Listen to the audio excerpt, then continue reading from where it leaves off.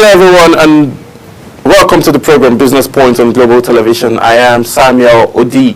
I dare to say Happy New Year again, and for those of us resuming work today, I would say may the entire year be fruitful and may you have a productive day in your work environment. So let's get right into it as we discuss business. There's a whole lot of smile on my face. That's just for a singular fact because the all-share index and the Nigerian stock market has been on a bullish trend, and that is super exciting for the Nigerian market, for SMEs and also big organizations. So this bullish trend has been maintained for over 3 months, and it shows so much excitement, and then it shows a progressive future for Nigerian businesses, right? So let's get right into it. Let me bring you up to speed with what the market was as at last week and the trajectory of what we expect to see this week. We will not just be looking at Nigerian stock market, we'll also talk about Bangladesh, where their food inflation rate is also declining, and also make mention about the Nigerian exchange rates, as well as also having a conversation where BRICS partners have also introduced 9 new partner countries into the organization, and also making mention of the fact where the Indian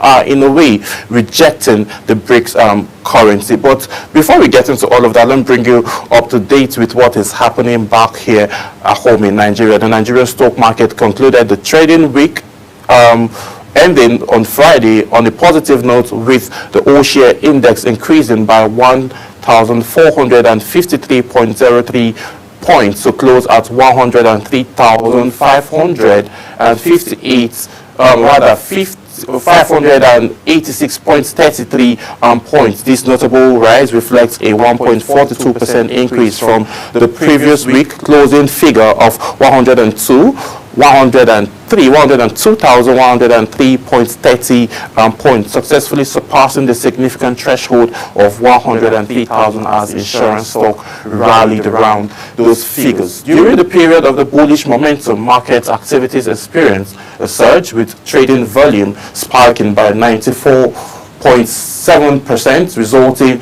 in a weekly total of 2.6 billion shares being exchanged, a marked increase from 1.3 billion shares recorded in the prior week. Furthermore, the market breadth demonstrated considerable strength, with 82 equities witnessed price appreciation exceeding the 64 equity that experienced similar gain in the preceding week. And then, controversially, the numbers of the equity that faced depreciation decreased to 18, down from 20 in the previous week, underscoring a major favorable market environment. Then, looking at the outlook, the Nigerian all-share index has surpassed the 103,000 milestone, continuing its robust performance at the beginning of the year, with a significant barrier of around 104,000, last achieved in the month of March 2024. Now, within the reach, the market's direction will likely depend on investment activities in January this year.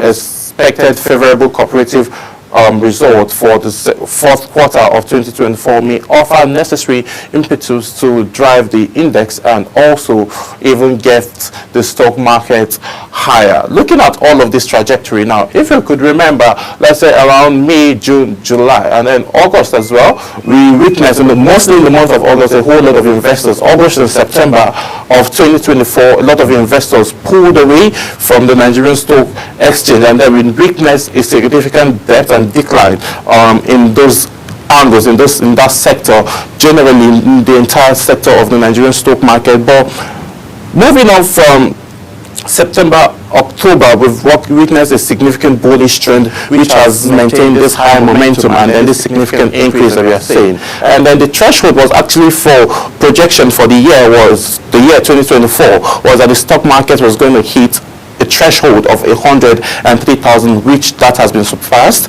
by just before the trading section ended in the month of December. So we are expected to see this trajectory continue. That's if we witness a whole lot of investment activities in the month of January and February. If this doesn't happen, then it has been said by business analysts and by project forecast has said that we are going to witness the Nigerian stock market decline to around 95 to 97,000, within that range, as if a whole lot of investment activities don't happen within this the first quarter of the month, the year of 2025. We're expecting to see all of this growth, and looking at the budget of President Bola Ahmed Tinubu, it depends so much on investors' activities rather, for us to be able to actualize and then also hit those marks, and then cutting off the inflation by 15%, as the president rightly mentioned in his budget. Moving away from the Nigerian stock market, the inflow recorded by international monetary transfer, surged by 63.7% in the 9-month period. The CBN reforms actually was the key factor to this contribution, and then this was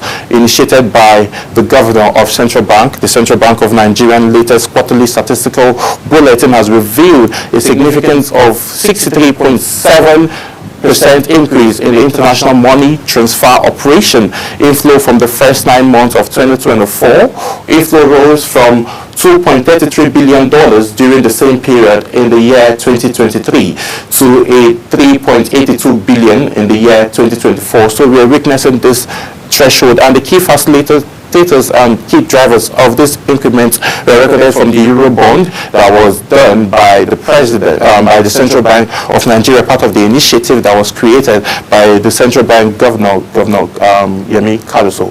This growth has been largely attributed to the series of targeted reform introduced under the leadership of the Governor Yemi Cardoso, who assumed office in the month of September 2023. We're increasing competitions among international money transfer operators engaging with the diaspora and enhancing transparency in foreign exchange transactions. The CBN has strengthened the remittance ecosystem. Also, the CBN also recently granted 14 new approval in the principal API to the international money transfer organizations, according to Bank's acting director of the corporate communications, Mrs. Hakama Sadiq Ali. The central bank's reform has introduced streamlining process, onboarding more international money transfer organizations, and enhancing measures to secure an increase in supply of foreign currencies. These measures have evidently paid off, and evidenced by the substantial increase in remittance inflow. This surge in remittance inflow is crucial for Nigeria's economy, providing much needed foreign exchange and supporting household income. And then looking at this now, on this note, is going to more foreign investment now is actually going to be the benchmark of the vision that President Bola Ahmed Tinubu has, in line with having the Naira being maintained at 1,500 Naira. So with those initiatives, and with all of this initiative put in place by the governor of the Central Bank, Yemi Cardoso, we're hoping to experience this significant growth, and then the projection by President Bola Ahmed Tinubu that this year 2025 that the Nigerian Naira is going to be equivalent of 1,500 Naira to $1. But talking about Nigerian Naira now and $1, currently we've witnessed from the 2nd of January 2025, the dollar has been between 1,650 Naira to 1,600 to 1,550 Naira respectively. That's what we've been witnessing. The fluctuation has been since this year began. So what can be able to help Nigerian Naira rebound more? More foreign investment is one of those things, and then foreign investment is one of those things, and not just witnessing the Nigerian Naira boosting whenever we have Eurobond investments available in the country. So with all of this now, the Nigerian Naira has been fluctuating between 1,550 Naira to 1,650 Naira in the black market, basically. So we'll be going on a quick break, and then when we return back, we will be having a conversation around the food inflation that has now been down to 12.92% in the month of December in Bangladesh. Do stay with us, we'll be right back.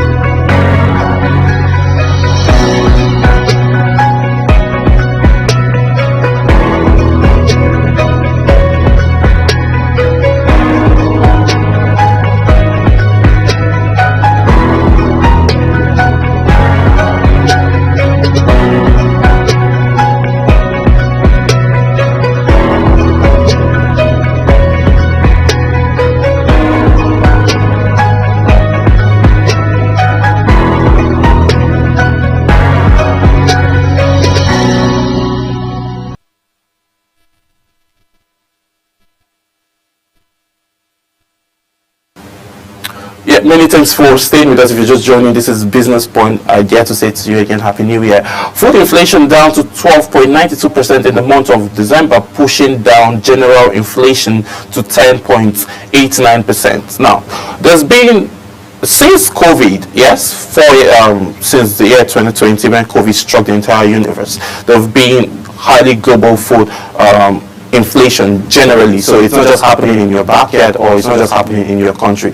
This report is coming from Bangladesh, where we've witnessed the key drivers, like a lot of analysts have actually mentioned, has been the major driver of inflation has always been food. If you look at the current situation in Nigeria, the key drivers of Nigerian inflation is actually food, right? So looking at this now, the other parts of the world also then suffering the current food hike given the stroke of COVID-19 in the year 2020. With all of this, let me bring you up to date with food inflation being declined. So now you might be asking questions, why haven't Nigerians' food inflation declined? The president is working on it, and then also they have also given directive for food items to decline. So the food inflation in Bangladesh was recorded at 12.92% in the month of December 2024, down from 13.8% in the month of November, according to the latest data from Bangladesh Bureau of Statistics. Yes, the slight fall in food price has also reduced the country's general inflation, which reached 10.8% in the month of December, down from 11.38% in the month of November. October's food inflation was the highest since the month of July in Bangladesh, when it peaked at 14.10% due to disruptions in supply chain caused by anti-discrimination protests. Meanwhile, non-food inflation in December was recorded at 9.26%, down from 9.39% in the month of November. According to BBS data, rural inflation in December was 11.09%, down from 11.53%, which was recorded in the month of November. Urban inflation, on the other hand, was at 10.84% in the month of December, down from 11.37% in the month of November. Looking at this now, all of this trajectory, you've seen that the major drivers has been food. Every other sector isn't contributing so much to the inflation, just like what is happening here in Nigeria. So the key drivers of inflation is actually food. Now, what can be done to be able to curb out this? What basic steps can Nigeria take to curb out this? Like the president mentioned that in his budget for 2025, that he is going to curb out inflation to 15%, right? So a lot of Nigerians are actually saying that that is not possible, looking at the current economic realities at hand. But every government, as analysts have spoken, they said every government has the ability to curb out inflation. Now, the major drivers are currently food, obviously, and then insurgency is happening that has led farmers not being able to go back to farm so as to have massive production is actually one of the major key drivers of inflation. But now the president is actually doing what he can from his own base to be able to see what can be done to curb out this current hike in food prices. So if all of this is happening, right, so that means Nigerians now are expected to see that food prices will be coming down. Let's look at this angle now. Warri Refinery is set, and then oil marketers have said in the month of February that they are expected to start lifting from the Warri Refinery. Port Harcourt Refinery is there. We have Dangote Refinery. Though marketers have called for privatization of all of these refineries. So with those privatization now, competition obviously would be high. So if competition is high, the current PMS price would actually come down. Now, depending on where you're buying, fuel prices, PMS prices now are beginning to come down, right? Depending on your city and the petrol station where you're getting your petrol from. So if all of these prices come down, automatically cost of transportation is going to also come down. Cost of food items in the market is also going to come down. So like the president always said, like the pain and the suffering Nigerians are going through is like that of a woman in labor. It seems the woman in labor now is about to give birth, given the fact that we are witnessing a bit of decline in food items. Moving away from inflation in Bangladesh and also what is currently the economic reality and the current price of food items here in Nigeria, let's move away and then get into the BRICS nation, which Nigeria is a partner country. BRICS expands with new partner countries, and BRICS, the Global South-led Forum of Economic Cooperation, continues to grow in influence as it seeks to de-dollarize and transform the international system. So looking at this now, there are 9 more countries that have joined, which are Indonesia, Burundi, and a few other countries. Now, the main aim for this now is to have a currency, and India, on the other hand, which is also a member country, as well as South Africa, Brazil, Russia, India, China, and South Africa. These are the key member countries of BRICS. So that's where the acronym BRICS came out from. So these are the key member countries of BRICS. With all of these issues now at hand, there have been countries coming in because of the initiative, but pushing for the currency of BRICS.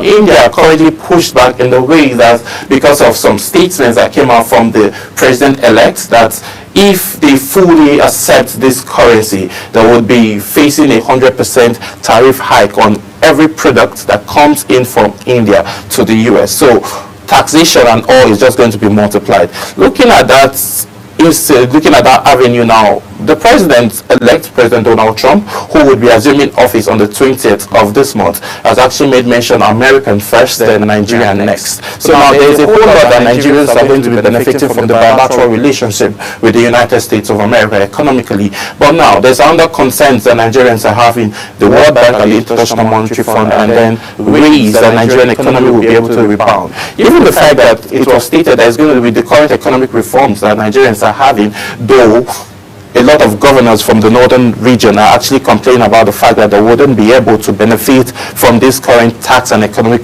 tax reform bill that is on ground, that is awaiting third reading. If it does get passed, that they wouldn't be able to pay up their staff. So with all of these reforms now that President Bola Ahmed Tinubu is renewing, or is introducing rather, the World Bank and the International Monetary Fund are saying that it's going to take Nigeria 10 to 15 years for us to be able to, reform the economy and get on our feet. But Nigerians have argued there must be something that the World Bank and the IMF know that Nigerians don't know. That's why they can be able to give this projection with their full chest. But we'll be getting into all of these conversations in subsequent times to see how Nigerians and then the Nigerian economy will be able to navigate and not take that long. Because now these policies are being introduced by this current administration. What then happens when a new administration comes in place maybe in the next 4 years or in the next 8 years? What then happens? So with all of these reforms being in place, we're hoping, Nigerians are hoping that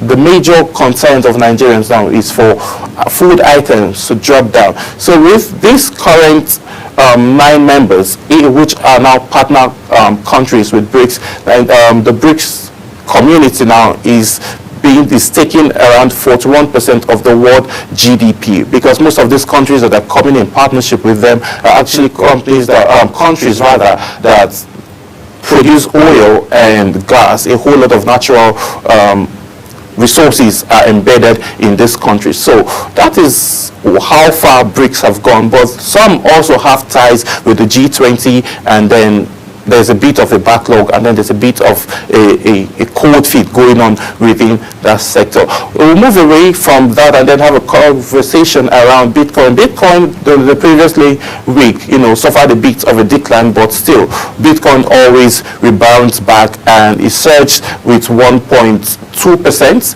increment, which arose to got back on its feet to $102,000 to a coin. So with this significant increment, though this month, the month of January, February, and March is actually not a bullish month for cryptocurrencies, but still Bitcoin and a few other currencies are rebounding and then making waves in the cryptocurrency market. So looking at all of this trajectory now, there's another projection that is coming, that Bitcoin is going to be hitting a threshold of 150,000 naira by the month of September. So now we are going to see how that plays out in the coming months, and trust the Business Point would always bring you updates on what's happening within those sectors. That's how much time would permit us to take on today's edition of Business Point. My name is Samuel Odi. You have a fabulous business day ahead. I'll see you again tomorrow as we talk more business. Bye for now.